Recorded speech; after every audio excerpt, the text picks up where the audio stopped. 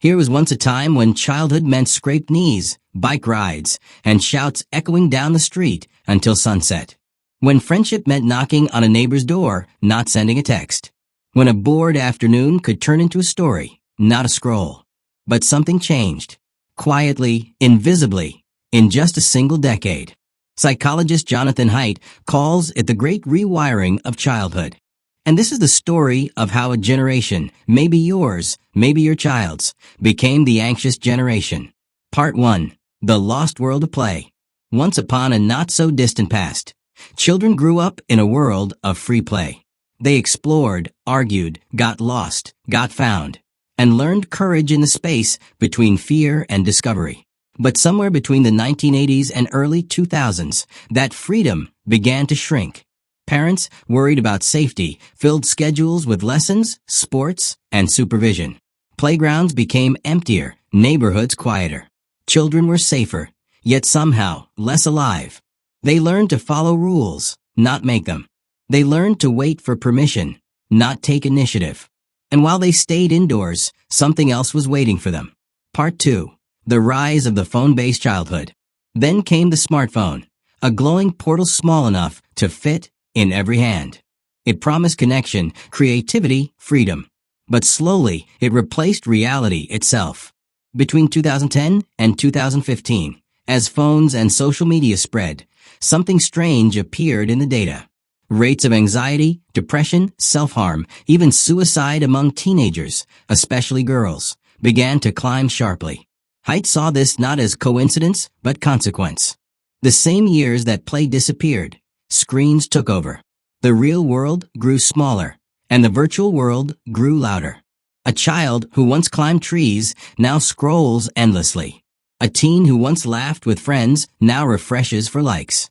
The same human needs, belonging, validation, discovery, now filtered through algorithms. The mind didn't evolve for this. Part 3. The Great Rewiring. In The Anxious Generation, Haidt explains that the smartphone did more than change habits. It rewired the brain. He describes 4 pathways of this rewiring. Sleep deprivation. The phone that never sleeps means children who rarely rest.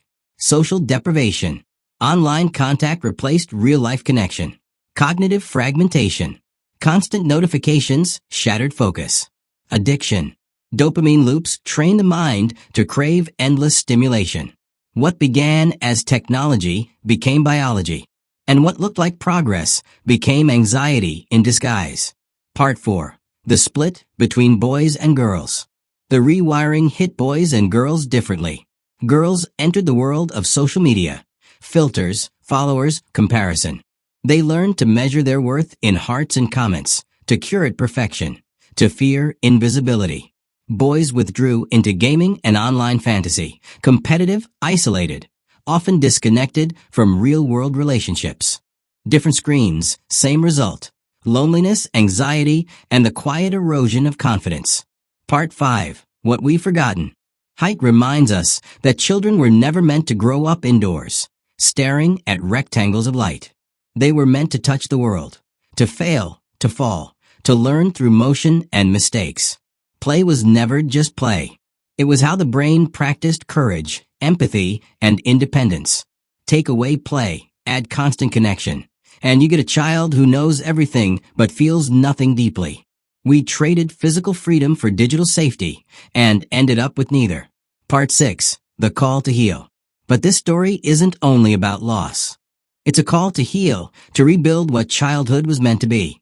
Haidt's message is both simple and radical.